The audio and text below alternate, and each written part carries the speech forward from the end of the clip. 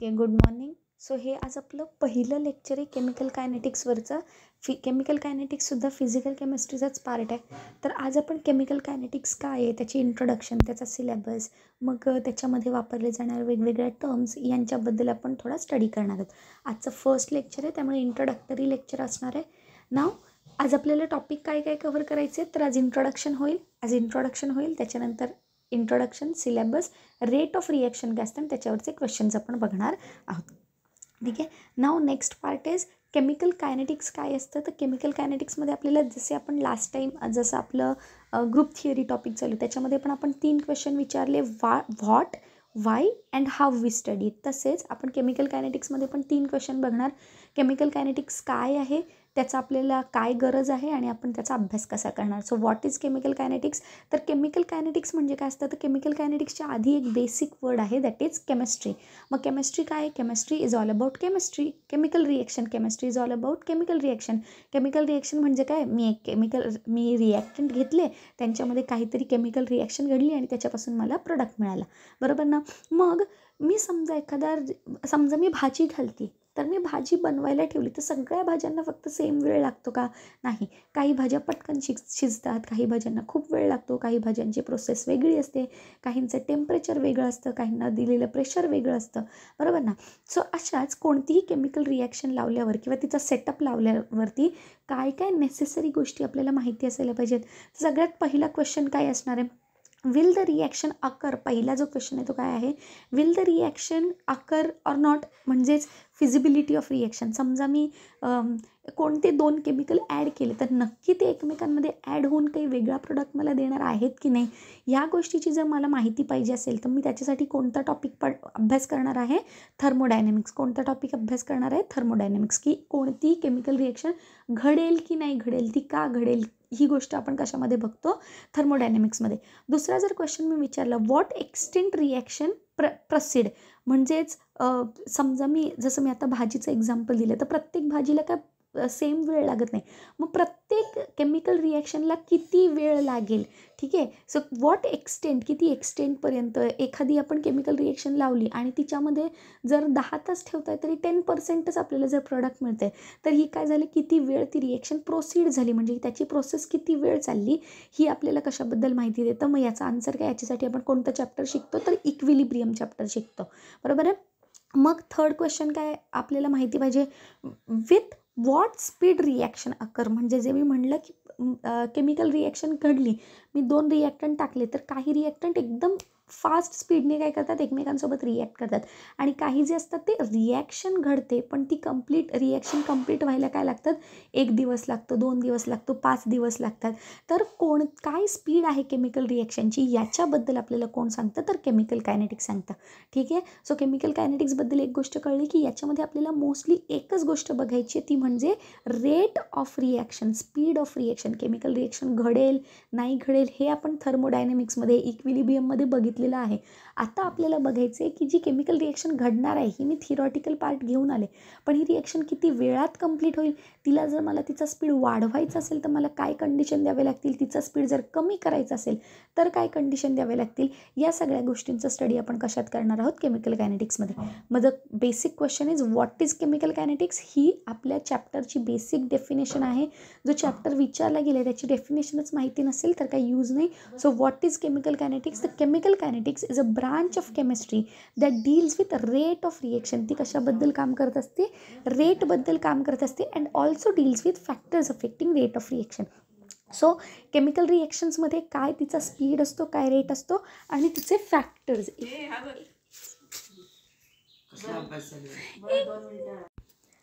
So what is chemical kinetics. जसं मी आधी सांगितलेलं की केमिकल कायनेटिक्समध्ये काय असतं, रेट ऑफ रिॲक्शनचा आपण स्टडी करतो. So it is a branch of chemistry that deals with rate of reaction and also deals with factor affecting rate of reaction. की मी कोणता फॅक्टर ॲड केला, स्पीड, तर त्याच्यामुळे केमिकल रिॲक्शनचा स्पीड वाढेल, याच्याबद्दल आपल्याला केमिकल कायनेटिक्स सांगतं, ठीक आहे. नाव सेकंड क्वेश्चन, व्हॉटचं तर आन्सर मिळालं. काय आहे केमिकल कायनेटिक्स. तर केमिकल कायनेटिक्स कशाचा अभ्यास करतं, it deals with rate of reaction. आता second question, why we need it. आपल्याला जर का त्याची गरज आहे, तर सगळ्यात पहिला तर ज्याच्यासाठी आपण मेहनत घेतो एक्झामसाठी, एक्झामला ऑलमोस्ट हा हा जो चॅप्टर आहे याच्यावरती 12 ते 16 मार्कांवरती क्वेश्चन विचारले जाऊ शकतो. पार्ट सी वरती क्वेश्चन विचारले जातात. पार्ट बी मध्ये पण याच्याबद्दल 2 ते 3 क्वेश्चन असतात. नाव जो इन्फॉर्मेशनवालं टॉपिक येतं का आपल्याला केमिकल कायनेटिक्सची अभ्यासाची गरज आहे, that to know the rate of reaction. आपल्याला केमिकल रिॲक्शनचा रेट का माहिती असला पाहिजे. जर आता एक केमिकल रिॲक्शन दिली, हायड्रोजन आणि ऑक्सिजन. आपल्या सगळ्यांना माहिती आहे हायड्रोजन आणि ऑक्सिजन मिक्स केला तर मला काय मिळते, वॉटर मॉलिक्यूल मिळतं. It is feasible reaction. Feasible reaction म्हणजे काय, ही रिॲक्शन इझिली होत असते. ठीक आहे, हिच्यासाठी आपल्याला प्रेशर द्यावं लागत नाही. बट मग नेचरमध्ये हायड्रोजन आणि ऑक्सिजन आहे तरी पण वॉटर काय तयार होत नाही. ही फिजिबल रिॲक्शन आहे. फिजिबल म्हणजे काय, ही काही इम्पॉसिबल रिॲक्शन नाही. ही रिॲक्शन घडणार आहे. पण का होत नाही, because it is very very slow rate. हिचा जे रिॲक्शनचा रेट आहे, स्पीड आहे, तो एकदम स्लो आहे, खूप जास्त स्लो आहे. आणि त्याच्यामुळे म्हणून आपल्याला अशा वेगवेगळ्या केमिकल रिॲक्शन की हां ही रिॲक्शन घडते तर आहे, पण ही घडण्यासाठी किती वेळ लागतोय ते आपल्याला बघण्यासाठी म्हणून केमिकल कायनेटिक्स हेल्प करतं. जसं ग्रॅफाईटपासून डायमंड बनतो है ना, ही आपल्याला माहिती आहे की भरपूर जास्त अर्थ क्रस्टवरून प्रेशर मिळतं आणि त्याच्यामुळे ग्राफाईटपासून डायमंड बनतं. ही पण फिजिबल रिॲक्शन आहे. फिजिबल म्हणजे पॉसिबल रिॲक्शन आहे, but again it is a very very slow reaction.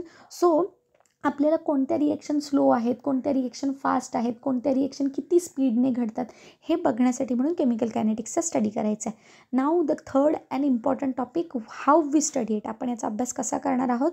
मग जो पण आपला सिलेबस आहे त्याच्या पॉईंट वाईज जर आपण गेलो तर त्याच्या पॉईंटने आपण पूर्ण केमिकल कायनेटिक्स इझिली शिकणार आहोत. मग केमिकल कायनेटिक्समध्ये काय, केमिकल कायनेटिक्सची डेफिनेशन काय होती, it deals with rate of reaction and factors affecting rate of reaction. मग हाच आपला सिलेबस आहे की आपण सगळ्यात आधी रेट ऑफ रिॲक्शन कसा डिसाईड केला जातो, कसा फाइंड केला जातो याच्याबद्दल आपण स्टडी करणार. आणि मग त्याच्यानंतर आपण त्याच्यावरती अफेक्ट करणारे वेगवेगळे फॅक्टर्स बघणार. ठीक आहे, सो काही सेक्शन आहेत. पहिला सेक्शन काय सांगणार आपल्याला, rate of reaction, speed of रिॲक्शनबद्दल सांगणार. मी याच्यामध्ये rate of appearance, rate of formation, rate of disappearance, rate of consumption असे काही वर्ड यूज होणार आहेत. त्याच्यामध्ये रेट ऑफ रिॲक्शन असे काही वर्ड यूज होणार आहेत आणि question. So what is rate of appearance, what is disappearance, what is formation, what is consumption, या सगळ्याबद्दल आपण काय करणार आहोत, या सगळ्यांबद्दल आपण पुढे डिटेलमध्ये शिकणारच आहोत. नाव मला या वर्ड्सवरती बघितल्यावरच काय लक्षात येतं आहे की ॲपिअरन्स म्हणजे दिसणे. जेव्हा पण केमिकल रिॲक्शन घडते तेव्हा आपल्याला काय दिसायला लागतं, हळूहळू प्रोडक्ट दिसायला लागतं. म्हणजे डेफिनेटली रेट ऑफ ॲपिअरन्सचा जेव्हा पण विषय येईल तेव्हा मला काय बघायचं, rate of formation of product येणार आहे. बरोबर आहे. सो रेट ऑफ ॲपिअरन्समध्ये आपण कोणाबद्दल काम करणार आहोत, प्रोडक्टबद्दल काम करणार आहे. Same or rate of formation, form काय होणार आहे, प्रोडक्ट फॉर्म होणार आहे. सो रेट ऑफ फॉर्मेशनमध्ये आपण कशाबद्दल बघणार आहोत की प्रोडक्टबद्दल डील करणार. सिमिलरली डिसॲपिअरन्स, काय कमी कमी होत जाणार, रिॲक्टंटची क्वांटिटी कमी कमी होत जाणार. म्हणजेच रेट ऑफ डिसॲपिअरन्सचा जेव्हा पण शब्द निघेल तेव्हा आपण त्याच्या रिॲक्टंट, केमिकल रिॲक्शनमध्ये यूज झालेल्या रिॲक्टंटबद्दल डिस्कशन करणार. सेम कन्झम्पशन, कन्झम्पशन म्हणजे काय, कन्झ्युम झालं, यूज झालेलं. सो जे काही यूज होत आहे, कोण यूज होतं आहे, रिॲक्टंट यूज होत आहेत. त्याच्यामुळे rate of appearance, rate of डिसॲपिअरन्स यांच्याबद्दल आपण बघणार. आणि या दोन्ही गोष्टींना कंबाईन करून आपण कोणत्याही केमिकल रिॲक्शनचा रेट कसा लिहितो ते आपण बघणार आहोत. त्याच्यानंतर आपलं सेक्शन बी काय असणार आहे की ऑफकोर्स पहिले आपण रेट ऑफ रिॲक्शन बघणार सेक्शन एमध्ये. सेक्शन बीमध्ये काय आहे तर कोणते कोणते फॅक्टर्स आहेत जे रेट ऑफ रिॲक्शनला अफेक्ट करतात. ठीक आहे, की जर मी कॉन्सन्ट्रेशन चेंज केलं रिॲक्टंटचं किंवा टेम्परेचर जास्त केलं किंवा टेम्परेचर कमी केलं किंवा प्रेशर जास्त केलं कमी केलं तर याचे काय इफेक्ट होतात रिॲक्शनवरती त्याचा आपण स्टडी करणार. मग सगळ्यात पहिला इफेक्ट कोणता बघणार, effect of concentration on reactant on rate of reaction. मग त्याच्यामध्ये आपल्याला बरेचसे लॉज शिकायचे आहेत, बरेचसे मॅथमॅटिक्स आपल्याला शिकायचे आहे. याच्यामध्ये रेट लॉ रिॲक्शन शिकायचं आहे, रेट कॉन्स्टंट काय शिकायचे, ऑर्डर ऑफ रिॲक्शन, वेगवेगळ्या ऑर्डर काय असतात, त्या ऑर्डरचा मिनिंग काय, त्याचा केमिकल रिॲक्शनवरती काय इफेक्ट होतो, या सगळ्याचा आपण काय करणार आहोत, स्टडी करणार आहोत. ठीक आहे, त्याच्याच सोबत ह्या सेक्शनमध्ये आपण काय शिकणार आहोत की methods to calculate rate of reaction. की रेट ऑफ रिॲक्शन काय आहे हे आपण सेक्शन एमध्ये तर शिकलो, पण ते कसं कॅल्क्युलेट करायचं याच्याबद्दलचा सेक्शन बी असेल. त्याच्यानंतर कॉम्प्लेक्स रिॲक्शन, कॉम्प्लेक्स रिॲक्शन म्हणजे काय, एकाच रिॲक्टंटपासून जर बी प्रोडक्ट बनतोय, बीपासून सी प्रोडक्ट बनतोय, सीपासून डी प्रोडक्ट बनतोय, तर ही झाली सिम्पल केमिकल रिॲक्शन. पण एकाच ए प्रोडक्टपासून बी पण प्रोडक्ट बनतोय, सी पण प्रोडक्ट बनतोय, डी पण प्रोडक्ट बनतोय, तर काय झालं याच्यामध्ये कॉम्प्लिकेटेड केमिकल रिॲक्शन आले. आणि या कॉम्प्लेक्स रिॲक्शनचाच कायनेटिक्स आपण शिकणार. कॉन्झिक्युटिव्ह रिॲक्शन जसं म्हणलं, ए पासून बी बनला, बी पासून लगेच सी बनला, सी पासून लगेच डी बनला, त्यांना बोलतात कॉन्झिक्युटिव्ह रिॲक्शन. त्याच्यानंतर पॅरलल रिॲक्शन जसं की बोलली, ए पासून बी पण बनतोय, ए पासून सी पण बनतोय, ए पासून डी पण बनतोय, याला बोलतात पॅरलल रिॲक्शन. त्याच्यानंतर फोटोकेमिकल रिॲक्शन, ज्याच्यामध्ये मोस्टली लाईटच्या यूजने होणाऱ्या केमिकल रिॲक्शनचा स्टडी करणार. रिव्हर्सिबल रिॲक्शन की ज्याच्यामध्ये रिॲक्टंटपासून प्रोडक्ट तर बनतोय, पण प्रोडक्ट लगेच थोड्या वेळानंतर त्याचा इक्विलिब्रियम मेंटेन झाला की पुन्हा लगेच तो कशामध्ये कन्वर्ट होते, रिॲक्टंटमध्ये कन्वर्ट होते. मग अशा केमिकल रिॲक्शनचे रेट कसे काढायचे याच्याबद्दल आपण शिकणार. त्याच्यानंतर चेन रिॲक्शन की एकापासून दोन, दोनापासून अजून दोन केमिकलपासून अजून लगेच पुढच्या 3 केमिकल रिॲक्शन घडतात. मग अशा चेन रिॲक्शनचा आपण रेट कसा फाइंड करणार याच्याबद्दल आपण शिकणार. त्याच्यानंतर आपण काही मेथड शिकणार आहोत, दॅट इज ॲप्रॉक्सिमेशन. याच्यामध्ये 2 टॉपिक येतात, steady state approximation and pre equilibrium approximation. यांच्याबद्दल डिटेल एक लेक्चर होणारच आहेत. सो त्याच्याबद्दल आपल्याला पुढे जाऊन समजेल. तर हे झालं effect of concentration of reactant. रिॲक्टंटचा काय इफेक्ट होतो.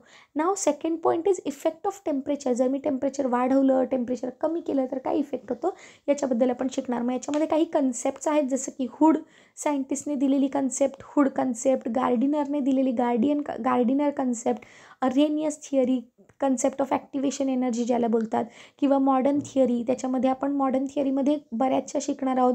कोलिजन थिअरी शिकणार, TST म्हणजे ट्रान्झिशन स्टेट थिअरी शिकणार, किंवाच याला काय बोलतात ॲक्टिवेटेड कॉम्प्लेक्स थिअरी, किंवाच याला काय बोलतात एरिंग इक्वेशन. सो या सगळ्या कन्सेप्ट्स आपण शिकणार. त्या कन्सेप्टच्या बेसिसवरती आपण शिकणार की टेम्परेचरचा रेट ऑफ रिॲक्शनवरती कसा इफेक्ट होतो.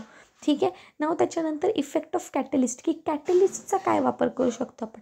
ठीक आहे. सो इफेक्ट आपल्याला मोस्टली माहितीच आहे ही गोष्ट की catalyst generally rate of reaction काय करतात, इन्क्रीज करतात. मग ते कसं रेट इन्क्रीज करतात त्याच्याबद्दल आपण शिकणार. मग याच्यामध्ये आपण एन्झाईम कॅटलिस्ट शिकणार.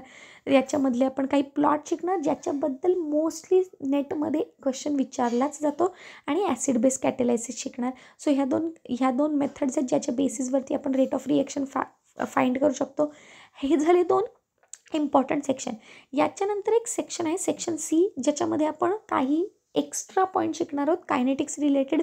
सो कायनेटिक्स ऑफ सोल्युशन की जे लिक्विड्स असतात त्यांची कायनेटिक्स, त्यांच्या केमिकल रिॲक्शन कशा घडत असतात, ज्याला आपण सॉल्ट इफेक्ट बोलतो, किंवा लिंडमन मेकॅनिझम शिकणार आहोत, ज्याच्याबद्दल बरेचसे क्वेश्चन नेटमध्ये विचारले जातात.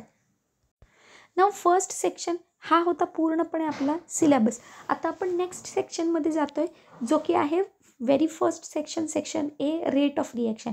मग रेट ऑफ रिॲक्शनमध्ये बघा, याच्यामध्ये तुम्हाला जसं म्हणलेलं rate of appearance, rate of डिसॲपिअरन्स यांच्याबद्दल आपल्याला काय करायची आहे, माहिती मिळवून घ्यायची आहे. ओके. नाव याच्यामध्ये काय काय टॉपिक आहेत की रेट ऑफ रिॲक्शन जी आहे ती आपल्याला रिॲक्टंटच्या टर्ममध्ये पण लिहिता येते आणि प्रोडक्टच्या टर्ममध्ये पण लिहिता येते. तर मग तो टॉपिक कसा आपण करणार. तर बघा, रेट ऑफ रिॲक्शन याच्यामध्ये काय आहे, रेट ऑफ ॲपिअरन्स पण आपण बोलू शकतो. ॲपिअर होतं म्हणजे काय, हे कशाबद्दलचं आहे, प्रोडक्टबद्दलचं आहे, बरोबर आहे. आणि रेट ऑफ डिसॲपिअरन्सबद्दल पण आपण बोलू शकतो. हे कशाबद्दलचं आहे, रिॲक्टंटबद्दलचं आहे. हे मी मगाशीच तुम्हाला सांगितलेलं होतं, बरोबर आहे. Now the next topic is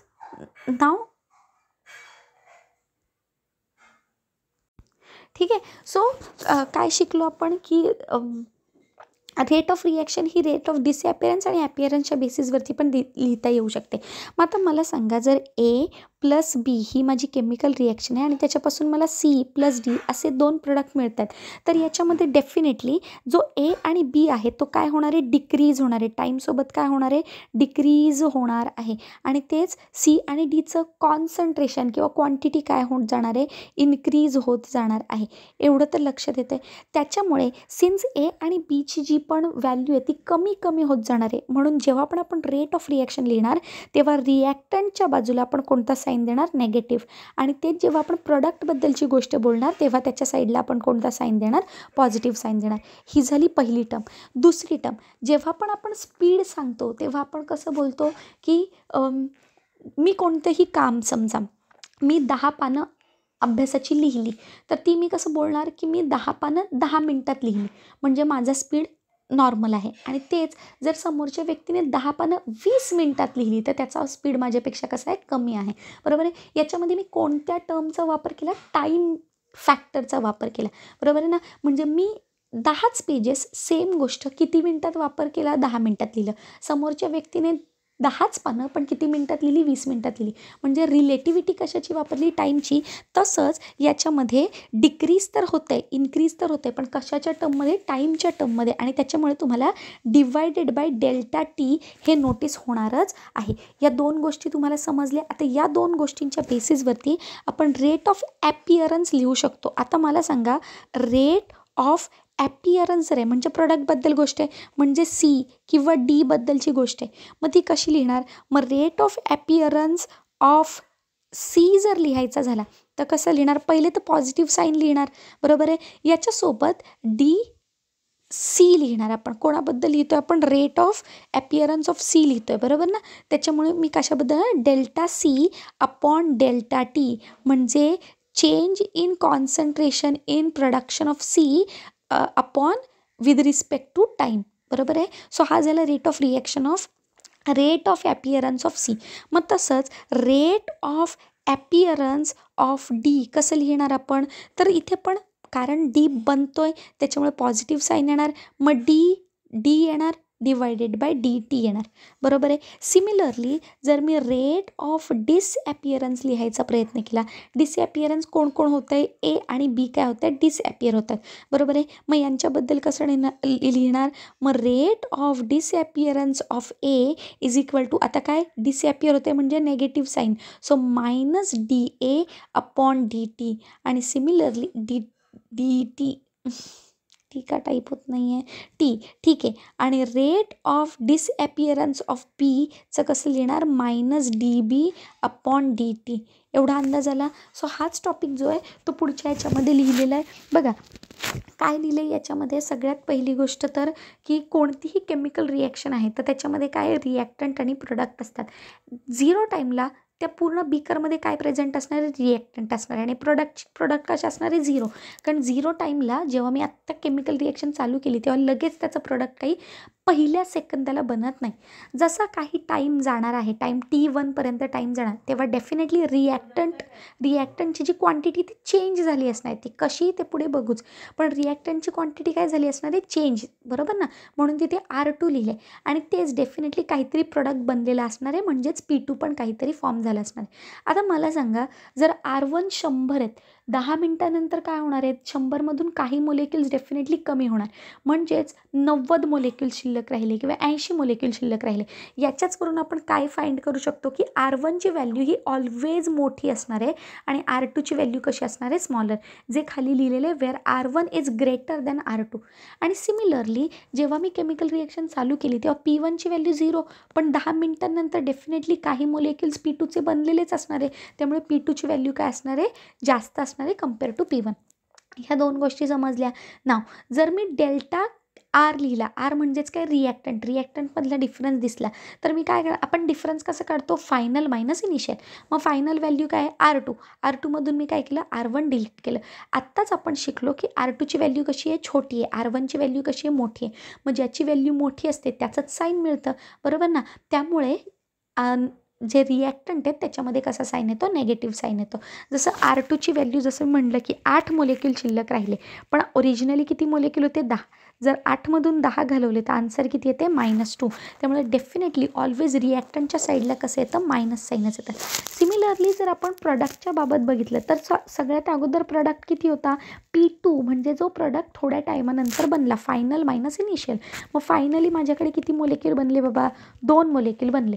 सुरुवातीला माझ्याकडे किती मोलेक्युल होते, 0 मोलेक्युल होते. मग याच्यामधून 2 - 0 केलं तर मला आन्सर काय मिळणार, 2, which is a positive value. आणि त्याच्यामुळे माझ्या काय लक्षात येतं आहे, की विथ टाईम, म्हणून with time concentration of R will decrease. R म्हणजे काय, रिॲक्टंटची व्हॅल्यू काय होत जाणार, डिक्रीज, आणि दॅट ऑफ प्रोडक्टची व्हॅल्यू काय करणार, concentration of product will increases.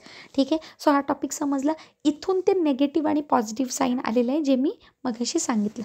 ठीक आहे ना. जर आपण एक केमिकल रिॲक्शन कन्सिडर केली A+B विच गिव्स प्रोडक्ट, मग त्याच्यामध्ये काय दिलं आहे, विथ टाईम काय होणार आहे, ए आणि बीचं कॉन्सन्ट्रेशन कमी होत जाणार आहे. Concentration of A and B will be decrease, त्याच्यामुळे नेगेटिव्ह साईन येणार. आणि सिमिलरली प्रोडक्टच्या बाबत काय, विथ टाईम कॉन्सन्ट्रेशन काय होणार आहे, वाढत जाणार आहे, इन्क्रीज होत जाणार आहे. बरोबर आहे ना. म्हणजे याच्यामध्ये काय झालं, ए आणि बी काय झाले, कन्झ्युम झाले, म्हणून आपण काय वापरणार, रेट ऑफ कन्झम्पशन, किंवा ते डिसॲपियर झाले म्हणून आपण वर्ड काय वापरणार, रेट ऑफ डिसॲपियरन्स. सिमिलरली प्रोडक्टच्या बाबत काय, प्रोडक्ट काय करणार आहे, फॉर्म होणार आहे, म्हणून आपण रेट ऑफ फॉर्मेशन बोलू शकतो, किंवा ते बनतंय, ते दिसतंय, ते ॲपियर होते, म्हणून त्याला आपण काय बोलणार, रेट ऑफ ॲपियरन्स.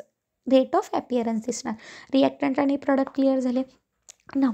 जेवढ्या स्पीडने रिॲक्टंट कमी कमी होतोय त्याच स्पीडने प्रोडक्ट बनत जाणार आहे. म्हणजेच जर 10 मिनटामध्ये जर मी 10 पानं लिहिते आहे, म्हणजेच 10 मिनटामध्येच 10 पानं कन्झ्युम होत आहेत, म्हणजेच 10च मिनटामध्ये माझी 10 रिटन फॉर्ममध्ये पेजेस लिहिले जात आहेत.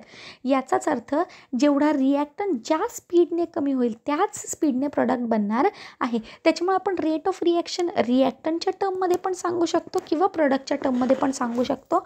सो ही गोष्ट आहे. नाव जसं मगाशी मी रेट ऑफ रिॲक्शन ऑफ ए सांगितलं की ए म्हणजे तो डिसॲपियर होतो आहे, त्याच्यामुळे मायनस साईन येणार, delta A upon delta T. बरोबर आहे. टाईमच्या टर्ममध्ये आपण ही गोष्ट एक्सप्लेन करणार.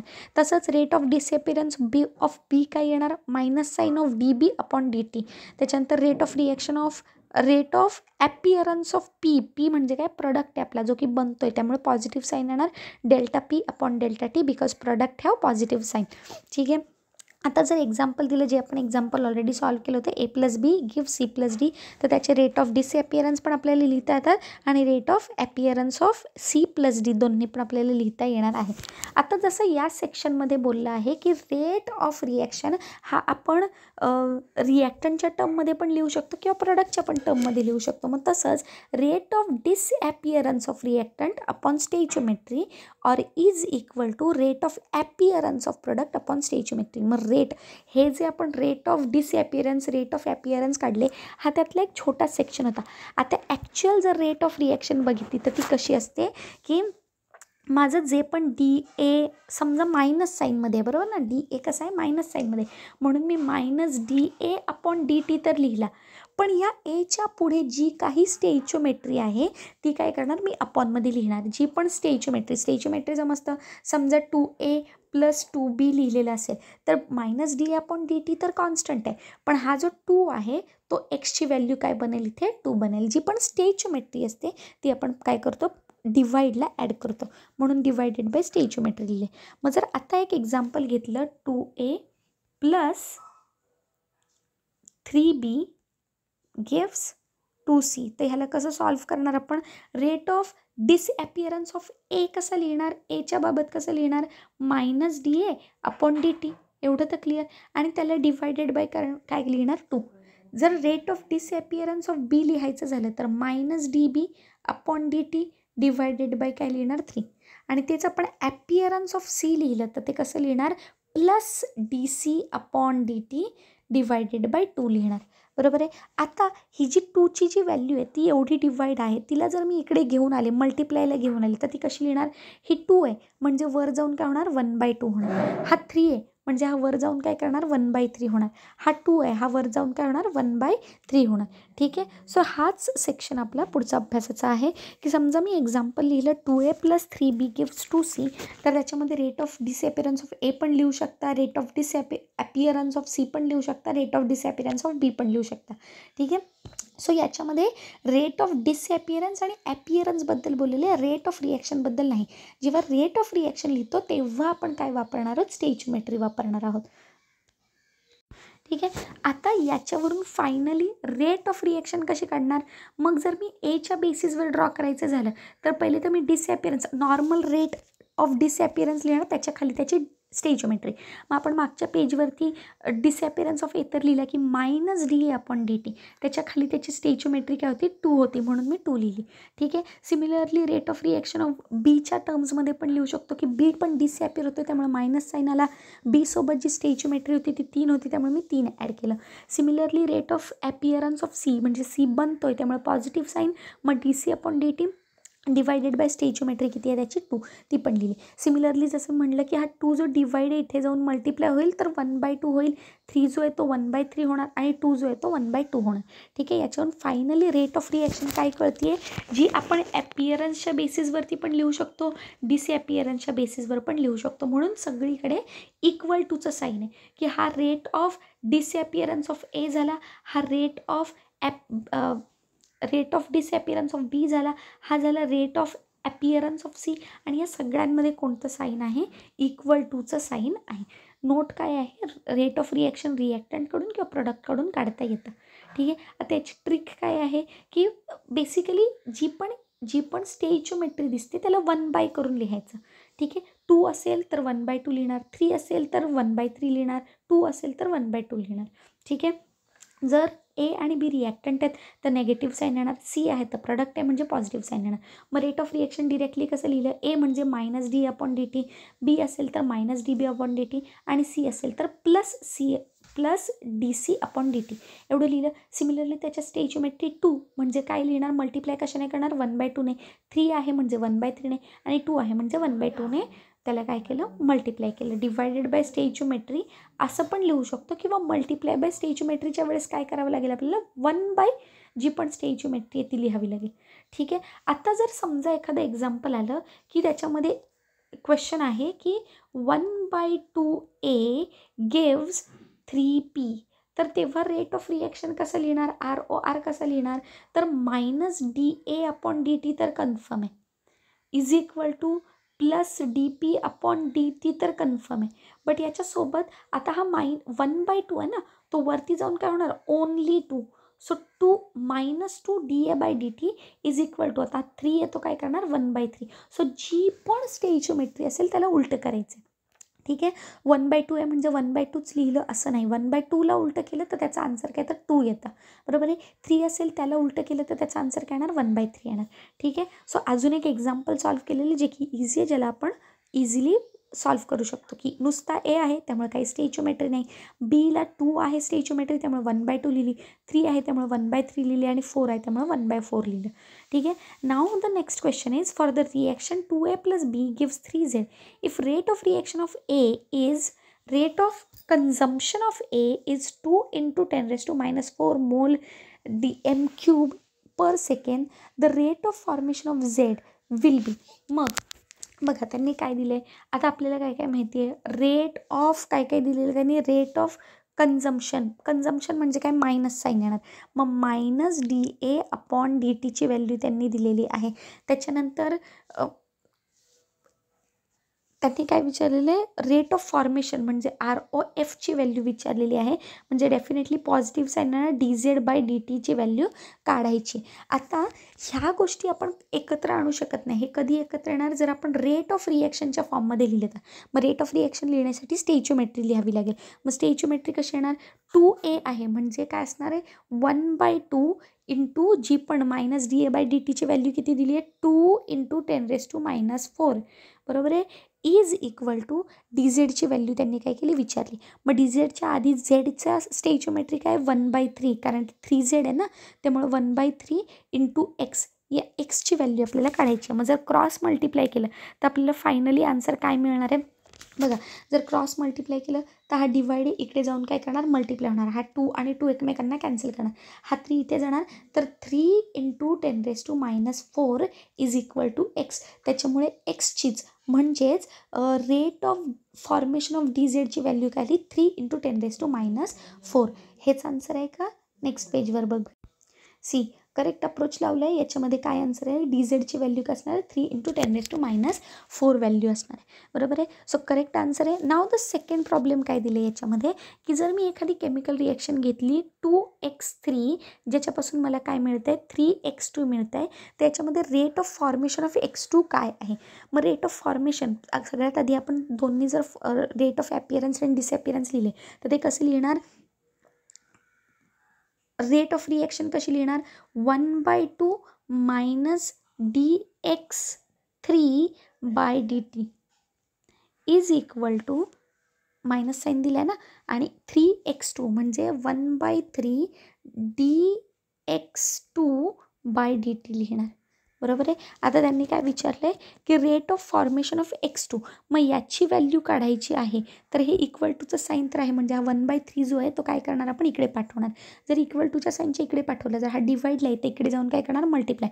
मग मल्टिप्लाय करणार म्हणजे काय, इथे येणार 3/2 - dx3/dt. काय आन्सर येणार आहे, काय आन्सर येणार आहे, 3/2 - dx, कुठे गेलं आपलं केमिकल रिॲक्शन, 3/dt.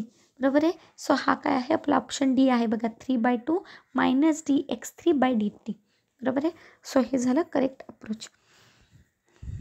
हा क्वेश्चन गेटमध्ये विचारला होता 2008च्या वेळेस. इझी क्वेश्चन होता एकदम, आणि त्याचा आन्सर काय आहे, option D. Now the next problem, the combustion of ethane is represented by following. Combustion आपल्याला माहिती आहे की हायड्रोकार्बनला ऑक्सिजनच्या प्रेझेन्समध्ये जाळलं तर कार्बन डायऑक्साईड आणि वॉटर तयार होतं. ठीक आहे.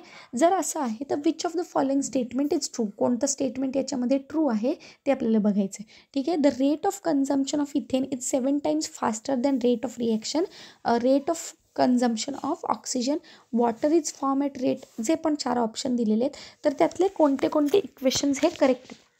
मग हे जर रेटच्या रिलेटेड आहेत, rate of consumption, rate of formation, तर अगोदर आपण काय करून घेऊ, सगळ्यांचे रेट ऑफ कन्झम्पशन आणि फॉर्मेशन लिहून घेऊ, आणि ते कसे बनतील बघा. याचा rate of formation, rate of appearance, rate of disappearance कसं बनेल बघा. सगळ्यात पहिले तर C2H6 आहे, त्याला आपण A रिप्रेझेंट केलं, ऑक्सिजनला जर B, कार्बन डायऑक्साईडला C आणि वॉटरला D. तर आपण अगोदर रेट ऑफ रिॲक्शन लिहून घेतली तर ती कशी लिहिणार, जर इथेनच्या अगोदर 2 लिहिले म्हणजे 1/2 येणार. बरोबर आहे. ऑक्सिजनच्या आधी नुसतं 7 लिहिले म्हणजे 1/7 येणार. कार्बन डायऑक्साईडच्या आधी फक्त 4 आहे म्हणजे 1/4 येणार, आणि वॉटरच्या अगोदर 6 आहे त्यामुळे 1/6 आन्सर येणार. सो याच्यामध्ये इथेन कन्झ्युम होतोय, इथेन काय होतोय, कन्झ्युम होतोय, त्याच्यामुळे मायनस साईन आली. ऑक्सिजन कन्झ्युम होते त्यामुळे मायनस साईन आली. कार्बन डायऑक्साईड फॉर्म होते म्हणून प्लस साईन आली, आणि वॉटर बनतं आहे त्यामुळे प्लस साईन आली. या 4 गोष्टींच्या बेसिसवरती आपल्याला रेट ऑफ रिॲक्शन माहिती आहे, रेट ऑफ रिॲक्शन माहिती आहे. ठीक आहे. आता पहिलं सेंटेन्स काय, ऑप्शन 1 काय बोलतोय, rate of consumption of ethane is 7 times faster than rate of formation of oxygen. मग सगळ्यात आधी rate of consumption of ethane काय आहे, तर consumption, rate of consumption of ethane काय आहे, -dA/dt. ठीक आहे. सो हे जे 1/2 आहे ते रेट ऑफ रिॲक्शनवाला पार्ट येतो त्यामुळे मी तो तिथून काढून टाकला. मग rate of reaction of ethane काय, -dA/dt. मग तो 2 गेला कुठे, तर आपलं जर नेक्स्ट कंटिन्यू वाक्य आहे, it's 7 times faster than rate of formation of rate of consumption of oxygen. मग ऑक्सिजनच्या बाजूला आपण पाठवून दिलं. जर मी पाठवून दिलं तर आन्सर काय येतं, 2/7. बरोबर आहे ना. हा जो 1/2 आहे तो तिकडे जाऊन 2 काय होणार, 2/7 होणार. बरोबर ना. त्यामुळे याचं ॲक्च्युअल सेंटेन्स कसं पाहिजे होतं, rate of consumption of ethane is 2/7 times, not only 7 times but it is 2/7 times faster than rate of consumption of oxygen. बरोबर आहे. त्यामुळे पहिलं सेंटेन्स तर डेफिनेटली रॉंग आहे. दुसरा सेंटेन्स काय बोलतं, water is form at the rate equal to 2/3 rate of formation of carbon dioxide. Option 2 काय सांगतो, याच्यामध्ये कोणाबद्दलचे रेट दिलेत, वॉटरचे आणि कार्बन डायऑक्साईडचे. मग अगोदर मी काय केले, वॉटर आणि कार्बन डायऑक्साईडचे रेट्स बाजूला काढून घेतले. Rate of formation of water is dd/dt is equal to carbon डायऑक्साईडच्या टर्म्समध्ये केलं तर 1/6 तिकडे जाऊन काय होणार आहे, मल्टिप्लाय. त्यामुळे इट इज 6/4. त्यामुळे याचं ॲक्च्युअल मिनिंग काय आहे, rate of formation of water is 6/4ला जर आपण कट केलं तर 3/2 आन्सर येतं. काय तर so rate of formation of water is 3/2 times rate of formation of carbon dioxide. But the line काय लिहिली आहे, 2/3, बट आपलं ॲक्च्युली जे आन्सर आलं ते काय आलं 3/2. त्यामुळे हे पण इक्वेशन कसं आहे रॉंग आहे. त्याच्यानंतर rate of formation of oxygen and rate of formation of water is same आहे का? तर rate of formation of oxygen काय येणार बघा, rate of consumption of oxygen काय येणार, जो सेकंड ऑप्शन येतो -dB/dt इज इक्वल टू, हा जो 7 आहे तो काय करणार तिकडच्या बाजूला जर पाठवलं वॉटरच्या बाजूला तर तो 7/6 येतो आहे. 7/6 dd/dt. जर इथे पण 6च असतं तर 6ने 6 कॅन्सल झालं असतं, मग इक्वल टूचं साईन आलं असतं. बट आता इक्वल टूचं साईन आहे का नाही, त्यामुळे rate of consumption of oxygen is not equal to rate of formation of water. त्यामुळे ऑप्शन सी पण काय झालं रॉंग झालं. आणि लास्ट ऑप्शन काय आहे, carbon dioxide is form twice as fast as ethane consume. So याच्यामध्ये काय दिलं आहे बघा, सगळ्यात पहिलं तर कार्बन डायऑक्साईड फॉर्म म्हणजे काय, dC/dt आणि त्याच्यासोबत काय होतं 1/4 होता. इज इक्वल टू कोणासोबत लिहिले, इथेनसोबत. मग इथेन म्हणजे काय पहिला, मग जर 1/4 होता तर मी 4/2 लिहू शकते. 4/2 -dA/dt हे लिहू शकते. आता याला जर कट केलं 1 2, याचाच अर्थ काय, जेवढा DC बनतोय त्याच्या दुप्पट क्वांटिटीमध्ये काय होतं 2 टाइम्स ट्वाईस काय होतं DA कमी कमी होत चाललं आहे. तेच वाक्य आहे की कार्बन डायऑक्साईड जेवढा बनतोय त्याच्या ट्वाईस क्वांटिटीमध्ये DA कन्झ्युम होतोय. Carbon dioxide is form twice as fast as ethane consume. So जेवढा जास्त इथेन कन्झ्युम होतं आहे त्याच्या बेसिसवरती कार्बन डायऑक्साईड काय करते बनतोय. त्यामुळे option D is the correct answer. आत्ता जे लास्टचे 2 ऑप्शन्स सांगितले ते इथे एक्सप्लेन केलेले आहेत की याच्यामध्ये काय होतं आहे, ऑक्सिजन आणि वॉटरच्या टर्म्समध्ये काय येतं आहे 7/6 येतं आहे. मग ह्याला आपण 1 नाही बोलू शकत, 1 पॉईंट समथिंग आन्सर येणार. जर 1 असतं तर ही साईड आणि ही साईड इक्वल टू झाली असती, but that is not the case. आणि ऑप्शन डीच्या बाबत मात्र काय झालं आहे 4/2 म्हणजे 2 टाइम्स आहे. त्याच्यामुळे 2 टाइम्स काय करतो आहे, जो इथेन आहे तो कन्झ्युम होतो आणि तेव्हा आपल्याला काय मिळतो, प्रोडक्ट मिळतो आहे. ठीक आहे, म्हणजेच जेव्हा एक मोलेक्यूल इथेनचा यूज होतो तेव्हा 2 मोलेक्यूल कोणाचे, कार्बन डायऑक्साईडचे बनतात. And that is the sentence. ठीक आहे. नाव next problem is given the rate of reaction 1/2 -d/dt is equal to dB/dt and so on. The rate of reaction corresponding to which of the what is the reaction. म्हणजे याची chemical reaction काय असेल. मग जर -dA/dt आहे म्हणजे हा पक्का रिएक्टंट साईडला आहे, याच्यासोबत अजून मायनस साईन कुठे दिसतोय DC/मध्ये. याचाच अर्थ डेफिनेटली C पण काय आहे, एक रिएक्टंट आहे. याच्यापासून मला काय काय बनताना दिसते, B आणि D हे मला प्रोडक्ट बनताना दिसत आहेत कारण त्यांच्या पुढे प्लस साईन आहे. ठीक आहे. आता Aच्या पुढे 1/2 लिहिले म्हणजे डेफिनेटली त्याचा जो करस्पॉन्डिंग स्टेइचियोमेट्री असेल ती कशी असणार आहे, 2 असणार आहे. Cच्या पुढे काहीच नंबर नाही म्हणजे तिथे पण काही नंबर नसणार. Bच्या आधी पण काही नाही. Dच्या आधी 1/4 आहे म्हणजे डेफिनेटली Dच्या आधी काय असणार आहे, 4 असणार आहे. So the correct chemical reaction is 2A + C gives B + 4D. त्यामुळे option C is the correct answer. ठीक आहे. Now the second chemical reaction is this. Same जसं तो क्वेश्चन आहे की एक जर रेट ऑफ रिएक्शन दिली तर त्याच्यापासून काय केमिकल रिएक्शन बनेल. मग जे मायनस साईनवाले ते रिएक्टंट असणार, जे प्लस साईनवाले ते प्रोडक्ट असणार आणि त्यांची स्टेइचियोमेट्री. मग जर -D आहे म्हणजे ए डेफिनेटली काय असणार आहे, रिएक्टंट असणार आहे. त्याच्यासोबत बी वरती पण मायनस साईन आहे म्हणजे बी पण काय असणार आहे, रिएक्टंट असणार आहे.